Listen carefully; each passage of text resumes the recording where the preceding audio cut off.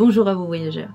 Vous êtes-vous déjà demandé s'il était possible de construire des objets réellement magiques, des portails interdimensionnels par exemple? Bien écoutez, cette question je me la suis posée et j'ai commencé mes recherches. J'ai alors découvert qu'il existait des lieux capables de transformer, de transmuter, de transporter les gens qui s'en approchent. Alors prenez vos marteaux et vos tournevis soniques, on va découvrir des lieux totalement hallucinants en suivant cette piste, il est vrai, un peu improbable. Mais avant toute chose, soyez les bienvenus sur ma chaîne La Carte du Surnaturel, je m'appelle Marie-Élise, j'étudie les lieux étranges et j'enquête sur les mystères de notre planète, alors si ces sujets vous plaisent, n'hésitez pas à vous abonner. Allez, c'est parti!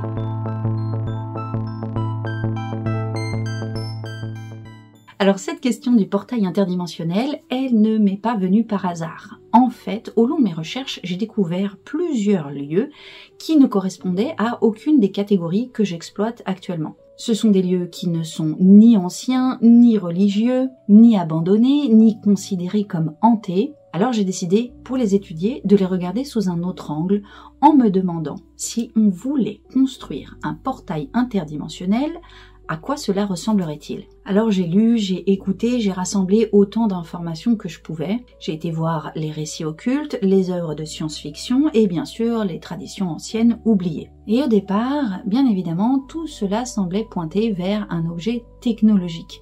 Vous savez, avec des tunnels quantiques, des recherches de pointe, un peu comme au CERN dont on a déjà parlé ici. Le tout est emporté par un imaginaire post-moderne, donc informatique, notamment via des images telles que Stargate ou encore les différentes théories sur les multivers. Et plus je cherchais, plus quelque chose m'apparaissait assez évident. Si on construit un portail interdimensionnel, il semblerait beaucoup plus logique de le graver, de le faire tout simplement avec de la pierre. Pourquoi? Parce que la pierre résiste au temps, et puis que des pierres levées, des cercles au sol, on a vu depuis déjà de très nombreux épisodes que c'était hautement mystique, hautement magique, et qu'il s'y passait souvent des choses assez étonnantes. Et bien sûr, cette machine devrait être faite de la main de l'homme, le seul être capable de lui insuffler cette énergie, cette magie nécessaire à ce qu'elle fonctionne. Alors je me suis plongée dans mes livres, et comme bien souvent, j'ai commencé par l'occultisme. Vous allez voir que ce que j'y ai trouvé est bien plus étrange que ce qu'on peut imaginer. D'ailleurs, si ce genre de recherche vous intéresse et que vous êtes comme moi féru de documentation, vous pouvez devenir membre de la chaîne où je poste des informations exclusives avec des vidéos, mais aussi des informations complètes avec les liens directs de toutes les sources que je cite dans mes vidéos. Et puis c'est nouveau, je réalise des dossiers imprimables sur les sujets que j'explore. Là, le premier que je viens de faire était sur toutes les théories de la matrice dont on a parlé pendant 4 épisodes. Si ces sujets vous intéressent, vous avez tous les liens dans la description. Ces dossiers s'appellent Interférences. Mais continuons. Fermez les yeux un instant. Imaginez une forêt ancienne. L'air est dense, immobile. Vous marchez, les feuilles bruissent sous vos pas. Et au détour d'un sentier, une sculpture apparaît, puis une autre. Il y a des sortes de visages grotesques qui vous observent, des créatures figées dans la pierre, qui attendent peut-être que vous les reconnaissiez. Le sol se dérobe un peu, le chemin tourne et vous emmène, et d'un seul coup il devient évident qu'il n'y a presque comme aucune logique dans ce lieu. Vous êtes dans un jardin, mais rien n'y pousse au hasard. C'est un labyrinthe d'images, un miroir que vous avez peur d'affronter. Et au centre, un monstre avec une gueule béante. Un monstre qui vous invite à entrer, et c'est là que commence Beaumarzeau. Si vous ne connaissez pas encore le jardin de Beaumarzeau, ce lieu est réel, il existe, et il a tout d'un portail oublié. À l'entrée, une inscription vous accueille. Toi qui entres ici, abandonne toute logique. À partir de là, tout est dit. Ce jardin se trouve en Italie, près de Latium, pas très loin de Viterbe. On l'appelle le jardin de Beaumarzeau, mais aussi le parc des monstres. Et pour cause, il est peuplé de créatures de pierre. Il y a ogres, dragons, sirènes, éléphants de guerre, sphinx et des figures finalement aussi grotesques que fascinante. Et certains promeneurs racontent avoir vu des lueurs vertes ou même avoir entendu des murmures entre les sculptures, ce qui renforce l'idée que ce lieu semble être finalement un lieu de passage, un portail entre plusieurs dimensions. Ce jardin, il a été construit au XVIe siècle par Pier Francesco Orsini, un noble italien assez mélancolique. C'était un humaniste et aussi passionné d'ésotérisme, ancien condottiere, c'est-à-dire un chef mercenaire à la tête d'une armée privée.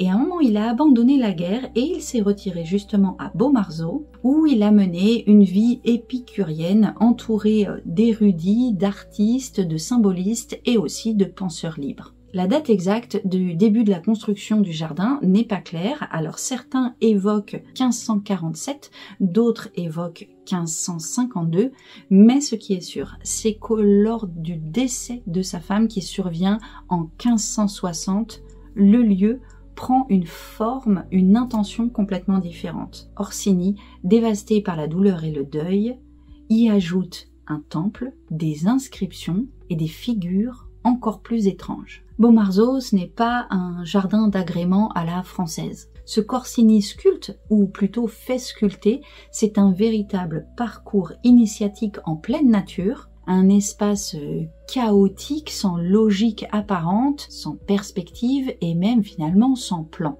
Et ce jardin a tous les codes classiques de l'ésotérisme, comme s'il avait été investi de symbolisme, un peu comme le tarot de Marseille finalement. Le tarot qui est un jeu de cartes profondément lié aux traditions kabbalistiques, hermétiques, ésotériques. Le tarot, justement, il est apparu en Italie, enfin, on pense qu'il est apparu dans le nord de l'Italie à la fin du XVe siècle. Et à la base, c'est un jeu de cartes qui s'appelait les triomphie et qui servait tout simplement de jeu de table, un peu comme la belote ou le bridge. Et bien que la date de sa création ne soit pas certaine, on estime qu'il aurait commencé à circuler en Europe entre 1450 et 1550. Donc pour rappel, à peu près à l'époque où le jardin de Bomarzo aurait commencé à être créé. Et c'est au XIXe siècle que le tarot est devenu un outil mystique, investi par l'occultisme. C'est Guébelin qui, sans preuve apparente, a déclaré soudainement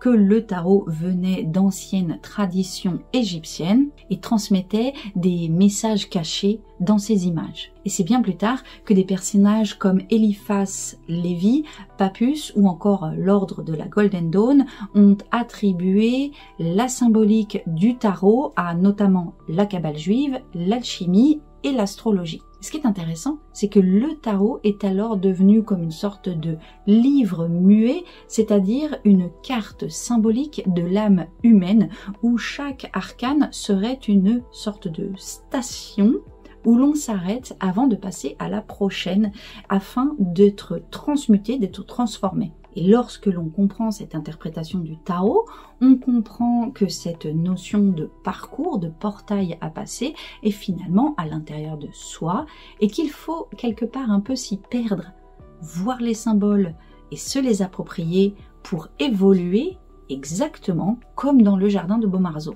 Du coup, une première évidence s'est imposée, on ne construit pas un portail, on construit un parcours initiatique. Et ça, c'est récurrent dans presque toutes les traditions ésotériques. Le passage vers un autre monde n'est pas finalement qu'une porte, c'est plutôt un tunnel avec des étapes, un tunnel des étapes qui se méritent. En fait, on ne peut pas créer un simple portail que n'importe qui peut utiliser. Et loin des codes classiques de la Renaissance, tout est dissonant, démesuré, dérangeant finalement à Bomarzo. On entre dans un labyrinthe émotionnel et tout cela, ce n'est pas expliqué, c'est une expérience à vivre. Cette expérience, on nous y confronte directement sans nous guider. Et plus on avance, plus les énigmes se multiplient. Certaines statues portent des inscriptions étranges, d'autres sont clairement dérangeantes. Il y a même une maison penchée qui semble être là pour qu'en rentrant dedans, on perde tous nos sens. Apparemment, les gens, lorsqu'ils rentrent à l'intérieur, disent qu'ils en ressortent complètement bouleversés, car l'architecture même de cette maison penchée perturbe nos sens et nous fait nous perdre un peu, peut-être pour mieux nous retrouver. Et puis, que dire de cet ogre à la bouche géante? Lorsque l'on entre à l'intérieur, il y a une table à laquelle on peut s'asseoir. Cette table symbolise finalement une table où on peut venir manger. Et là, la réflexion à se faire est que ce n'est pas l'ogre qui nous a mangés, mais c'est nous qui sommes invités à digérer les épreuves et les leçons que nous donne le parcours initiatique de Beaumarzeau. Et c'est un peu comme dans les ouvrages le Mutus Liber ou l'Atalante fugitive, qui sont des ouvrages hautement ésotériques, dont les pages ne sont pas toujours expliquées et qui semblent volontairement obscurs pour décourager les curieux. Ces deux livres alchimiques, publiés au XVIIe et au XVIIIe siècle, ne donnent aucune indication sur la façon dont il faut les comprendre. Le Mutus Liber, qui veut dire littéralement le livre muet, a été publié en 1677 et il est constitué d'une suite d'images qui semble illustrer la transmutation mais sans vraiment l'expliquer. Et il est clair qu'à ce moment-là, si on ne comprend pas le processus, c'est tout simplement qu'on n'est pas prêt. Quant à l'Atalante fugitive, c'est un livre qui est encore plus ancien puisqu'il a été publié en 1617. Alors à l'intérieur, on trouve des images, des sortes de protocoles, mais même en fait des fugues musicales. Le principe là est d'accompagner la transformation, la transmutation, le parcours avec même de la musique. Il faut lire, regarder, entendre, comme si la transmutation ne s'activait que lorsqu'il y a plusieurs sens qui sont stimulés en même temps. Et là encore, ça fait penser à Beaumarzeau. En fait, tout est fait comme si Orsini n'avait pas voulu juste construire un jardin avec des sculptures, mais s'il avait voulu éveiller tous nos sens, y compris, j'en parlais tout à l'heure, le sens de l'équilibre dans cette maison penchée, afin de nous mener vers une transmutation intérieure. Beaumarzeau est un jardin qui nous fait passer dans un autre état d'être. Et d'ailleurs, tous les visiteurs le disent, la plupart des gens parlent de sensations de manque de repères, de malaise, parfois de mal-être, une fois qu'ils ont traversé ce parcours initiatique. Et en somme, c'est exactement ce qu'on pourrait attendre d'un véritable portail interdimensionnel. Et à ce moment-là de mes recherches, j'ai commencé à douter.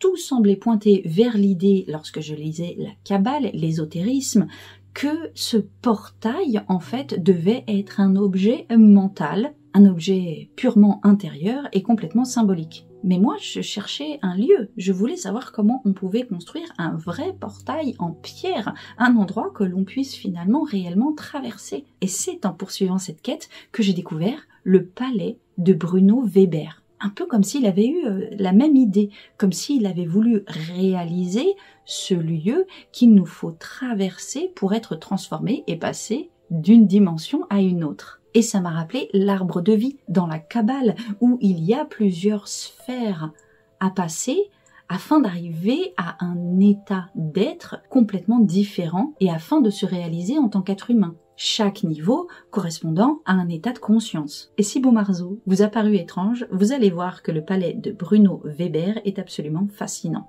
On change complètement d'ambiance. À l'autre bout de l'Europe, cet artiste suisse, profondément libre et inclassable, a pendant plus de 40 ans bâti seul un royaume à flanc de colline, dans la banlieue de Zurich. Alors ce n'est pas un palais au sens classique du terme, il n'y a pas de salle de bal par exemple, mais on y trouve plutôt des ponts suspendus, des escaliers qui ondulent étrangement et des monstres qui vous attendent au pied des portes. Des dragons, des oiseaux rois, des faunes endormis, tous figés dans la pierre, mais habités d'un souffle irréel. Et bien que ce palais semble issu d'un rêve brumeux et complètement irréel, là-bas, tout a un sens, rien n'est au hasard. Chaque élément architectural porte une intention, tout est message, métaphore et chemin de transformation. Là où Beaumarzeau nous plongeait dans la démesure et l'incompréhension, Weber, avec son palais, nous plonge plutôt dans une atmosphère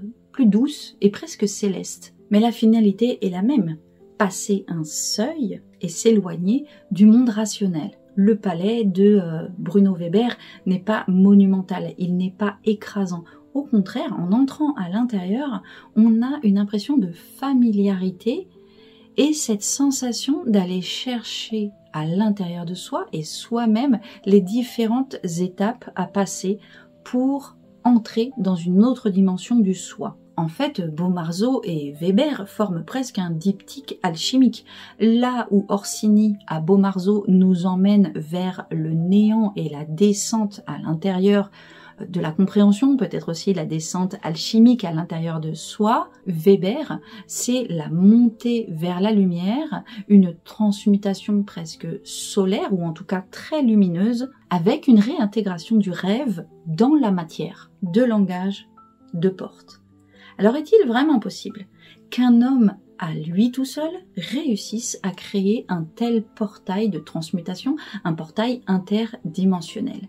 J'ai continué mes études et il m'a semblé qu'à travers les textes que j'ai lus, il y avait une vérité bien plus profonde, car d'autres traditions disent que ce n'est pas suffisant, que le chemin personnel ne suffit pas à créer un véritable passage. Il semblerait qu'un tel portail ne puisse s'activer que lorsque des visions différentes entrent en résonance. Cette notion de résonance, de mise en mouvement, de niveau vibratoire, on le retrouve notamment dans le Zohar, qui fait partie de la Kabbale juive, avec l'idée d'un monde structuré en couches vibratoires. Et l'être humain, s'il entre dans le bon niveau d'harmonie, s'il arrive à s'accorder à cela, pourrait passer à un autre niveau, à une véritable transmutation.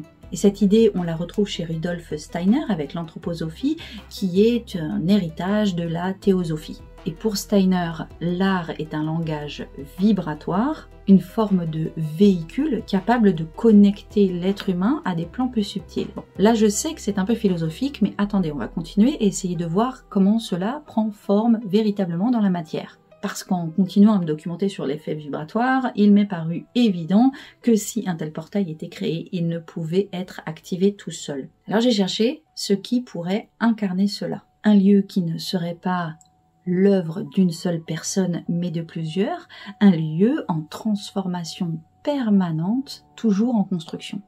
Et là, j'ai trouvé les Lapidiales en France. Les Lapidiales, c'est un lieu situé à Fort-d'Envaux en France, en Charente-Maritime, et il est situé à flanc de collines, de carrières d'extraction de calcaire. Et là-bas, une idée absolument folle a pris racine, inviter des sculpteurs du monde entier à venir laisser parler leurs imaginaires en toute liberté. Et depuis les années 2000, de très nombreux sculpteurs sont invités à venir incarner leur vision onirique dans la pierre, et ces sculptures venant elles-mêmes s'entremêler les unes avec les autres. Je vous laisse regarder les images. J'ai découvert les Lapidiales à l'occasion de cette recherche sur la possibilité qu'il y ait des portails qui nous transmutent, ces fameux portails interdimensionnels, et j'ai été absolument séduite. C'est absolument magnifique, parce qu'il ne suffirait pas qu'une seule personne vibre à une fréquence précise, il faudrait que plusieurs consciences se rencontrent pour pouvoir faire vivre et activer le passage. Et ça, Jung l'explique très bien dans sa théorie sur les archétypes. Jung a développé l'idée que tous les êtres humains puisent dans un imaginaire collectif des symboles, une forme de réservoir d'images qu'il appelle les archétypes. Et plus une œuvre, donc une réalisation, touche, met en œuvre ces symboles communs, plus elle aura de pouvoir de transformation sur la personne qui la regarde. Alors Jung, vous en avez déjà probablement entendu parler, c'est un médecin psychiatre suisse né en 1875, c'est celui qui a fondé le mouvement de la psychologie analytique. Et au Lapidial, son idée d'archétype dans lequel on peut venir puiser pour mener à une transformation prend complètement forme. Il y a à la fois des gravures extrêmement étranges et extrêmement puissantes, profondes, je vous laisse regarder les images. Il y a aussi ces escaliers qui mènent nulle part, ou peut-être qui mènent dans une autre dimension, dans une autre dimensionnalité de l'être. Et là, ça illustre parfaitement l'idée qu'un portail devrait être non pas un parcours personnel, mais un nœud énergétique, une forme d'antenne qui pourrait s'ouvrir grâce à la résonance à la fois des personnes qui le créent, mais aussi des personnes qui viennent interagir avec. Et contrairement à Beaumarzeau ou au palais de Weber, les Lapidiales ne sont pas figées dans le temps, elles sont tout le temps en évolution. Et le fait que cette évolution soit due au mouvement des sculpteurs qui forment le calcaire au fur et à mesure, moi, ça m'a fait penser à une série qui s'appelle The OA. Et dans cette série, les protagonistes cherchent justement à ouvrir un portail, à accéder à une autre dimension, mais il ne s'agit pas de trouver un code ou de construire un appareil, il s'agit de réaliser une chorégraphie, une succession de mouvements coordonnés et extrêmement précis pour activer le portail. Et cette chorégraphie ne pouvant se faire qu'avec plusieurs personnes en même temps. Et le portail ne s'ouvrirait que si la vibration du groupe est juste, dans le souffle, dans la chair et dans le rythme. Et on va monter d'un cran dans les références en parlant de Mircea Eliade. Mircea Eliade, c'est un historien des religions, un mythologue et philosophe roumain du XXe siècle. Et sa profondeur de pensée est réellement hallucinante. Je vous laisse aller regarder la page Wikipédia à son sujet, mais je vais vous dire en quoi ça s'applique à notre sujet du jour. En travaillant sur cette notion d'archétype et de gestes finalement sacrés, comme ceux dont on parle au lapidial, Mircea Eliade nous fait comprendre que lorsqu'un geste est ritualisé ainsi, il devient un geste fondateur. Rejouer l'acte sacré, c'est faire advenir à nouveau le temps du commencement. Autrement dit, à ce moment-là, ce n'est pas le portail qui est important, mais c'est la mémoire qui est réactivée à travers l'ouverture de ce portail. Et en fait, quand plusieurs êtres humains créent un lieu en y projetant des mythes anciens, des visions profondes, des symboles qui les dépassent, ce lieu rejoue quelque chose d'essentiel. Et on comprend alors que l'objet, le lieu, n'est pas en lui-même la seule chose activée et magique, mais que la participation des personnes qui s'y rendent, qui le traversent ou qui le construisent est absolument indispensable. Il devient alors un espace rituel collectif où à chaque fois le monde recommence. Et ça, dans l'art visionnaire, on le voit très clairement. Il y a ces motifs répétitifs, il y a ces spirales, ces motifs qui s'enchaînent, se complètent et se répondent, comme si la mémoire collective parlait à travers l'image. Le passage ne résiderait donc pas forcément dans un objet, dans un lieu, dans un endroit, mais dans un moment partagé. Un instant sacré où plusieurs êtres humains deviennent comme une antenne vivante. Et ce n'est pas une technologie, c'est une forme de magie, c'est un accord. Mais vous allez me dire, on réfléchit à la possibilité de créer un portail interdimensionnel opérationnel. Mais à quoi cela pourrait-il servir exactement ? Que se passerait-il dans notre réalité si un portail interdimensionnel n'était pas stabilisé et si finalement la brèche avec d'autres dimensions n'était pas maîtrisée? Et ça, on peut l'imaginer, le mettre en image à travers la réalisation. Est-ce vraiment une réalisation, une vision ou peut-être une autre forme de portail qu'a eu un homme dans la région lyonnaise à travers la demeure du chaos? La demeure du chaos, c'est tout simplement un cri. C'est une représentation de ce à quoi pourrait ressembler le chaos dans la matière. Là-bas, tout est tension, tout est crise, tout est guerre et tout est message. De très nombreuses rumeurs circulent sur la raison pour laquelle la demeure du chaos a été créée, et encore plus sur ce qui s'y passe vraiment. Certains y voient une œuvre d'art totale, un cri contemporain face au monde. D'autres y voient clairement une vision d'apocalypse, un lieu de désordre pur. Et cela pourrait être l'image parfaite d'un portail mal maîtrisé. Une réalité vacillante si elle n'était pas stabilisée. Et à l'image de cet espace complètement déstructuré, et si le portail pouvait être finalement, eh bien, un lieu à part entière. Parce que jusqu'ici, je vous ai parlé des portails comme des lieux avec des seuils à franchir, des épreuves, un lieu où l'on passe finalement pour être transformé, transmuté, passer dans une autre dimension. Mais si le portail en lui-même était un monde, un univers complet. Alors cette idée, on la retrouve chez Philippe K. Dick, l'auteur de science-fiction. Chez lui, la réalité n'est jamais claire, n'est jamais figée. Il y a des moments où elle peut se dédoubler, basculer, être infiltré, il parle de réalité parasite, d'univers secondaire qui se superpose au nôtre sans que l'on s'en rende compte. Et pour lui, un portail peut s'ouvrir sans forme, sans rituel.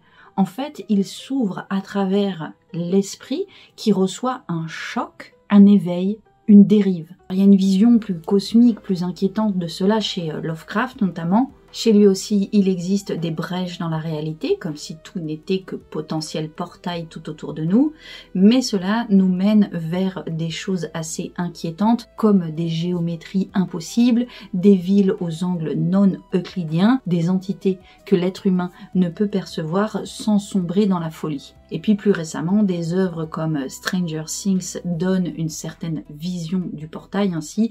Un portail qui s'ouvre comme une brèche, c'est une déchirure accidentelle dans le tissu du réel qui mène vers un autre côté. Mais du coup, à ce moment-là, le portail ne serait plus un point fixe. Il serait une sorte de champ de rupture diffus, un peu disséminé dans l'espace. C'est là qu'on revient à cette notion de portail qui pourrait être un monde, un univers. Et cette vision, aussi étrange que magnifique, prend corps dans un lieu réel, un lieu presque oublié, dans la jungle mexicaine. Ce lieu s'appelle Las Posas, c'est un monde en lui-même, on n'y passe pas, on y vit un rêve éveillé. Imaginez, vous êtes dans la jungle, l'air est moite et saturé d'odeurs étranges. Chaque feuille semble vivante comme si elle était la respiration de ce monde végétal. Vous marchez et soudain une arche apparaît, puis un escalier suspendu dans le vide. Il n'y a plus de logique.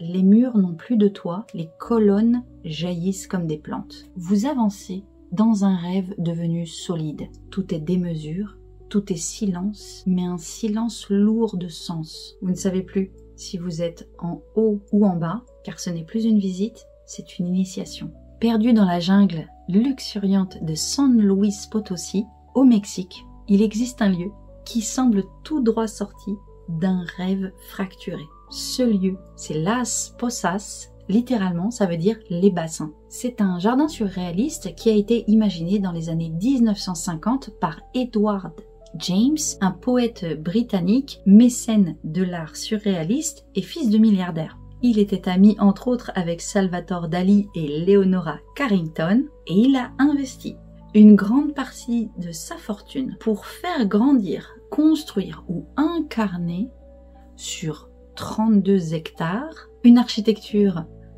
sans but, qui a une logique évidente quand même, qui est de nous faire passer dans un plan de réalité complètement différent. En fait, il voulait incarner son paradis.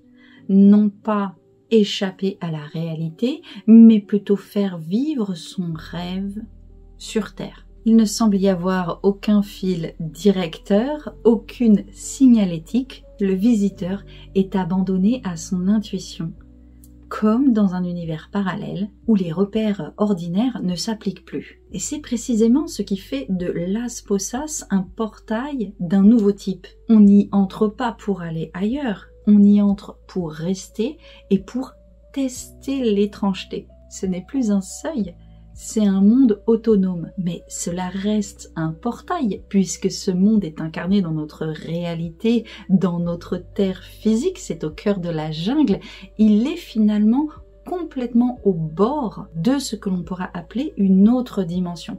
Las Posas, c'est un monde entier qui agit comme un portail. Et selon les personnes qui s'y rendent, lorsque l'on ressort de Las Posas, on n'a pas l'impression d'avoir visité un monument, mais d'avoir été sur une frontière étrange entre notre réalité et une autre. Et finalement, il existe une autre façon d'aborder les portails, non pas comme des lieux physiques, réels, mais comme des architectures mentales bâties dans la conscience. Et ça, c'est tout le sujet du film Inception de Christopher Nolan. Dans cet univers, les personnages pénètrent les rêves des autres pour y planter une idée. Mais ces rêves ont une structure, une forme, des rues, des bâtiments, des sous-sols, des ascenseurs, avec des niveaux successifs à traverser. Chaque espace mental est conçu comme un monde en soi, avec ses propres lois. Et plus on descend dans ces niveaux de rêve,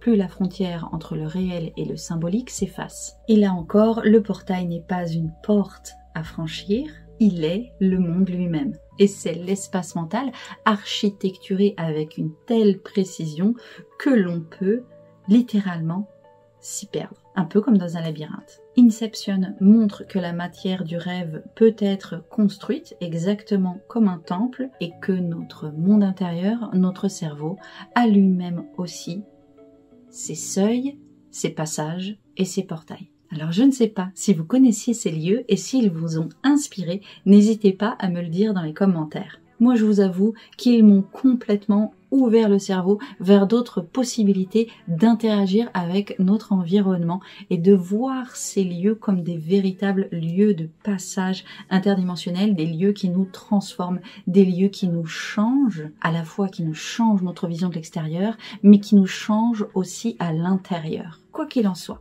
si vous souhaitez soutenir mon travail, sachez qu'il n'y a pas ni une, ni deux, ni trois façons de le faire, mais il y a 10 façons de le faire. Je vous mets tout dans les commentaires. Moi, je vais aller chercher le bouton like qui est resté dans la jungle, tranquille, à las posas, pendant que nous, on va se mettre au montage de la vidéo. Comme d'habitude, je vais vous mettre ici et là des playlists pour continuer d'investiguer avec moi les mystères de notre Terre.